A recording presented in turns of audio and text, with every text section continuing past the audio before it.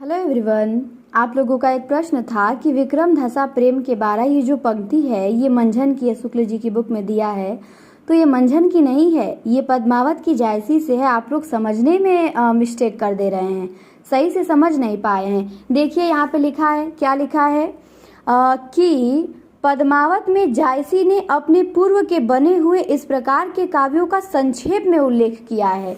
तो ये जो पंक्ति है ये पद्मावत से है। इस पंक्ति में ही जायसी बताते हैं कि मुझसे पूर्व 4 ग्रंथ लिखे गए थे। तो आप लोग समझ गए कि जायसी के पूर्व की पंक्ति मंझन की है।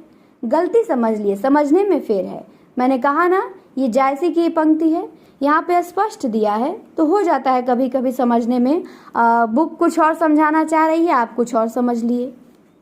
तो समझ में आया। विक्रम धसा प्रेम के 12, सपनावती कह गयऊ पतारा, मधु 5 मुग्धावती लागी, मृगावती कहाँ जोगी भयऊ। तो इसी में देखिए मधुमालती, प्रेमावती, मुग्धावती का नाम आया है।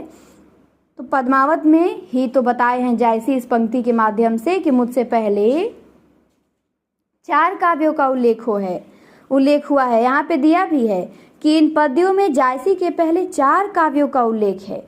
इन पद्यों में तो इन पद्य किसके हैं? जायसी के हैं ना। आप लोग मंझन का बताने लगे, तो ये किसके हैं? जायसी के। उम्मीद करती हूँ कि अब आप लोगों का डाउट दूर हो गया होगा। चलिए धन्यवाद, नमस्ते, मिलते हैं नेक्स्ट क्लास में।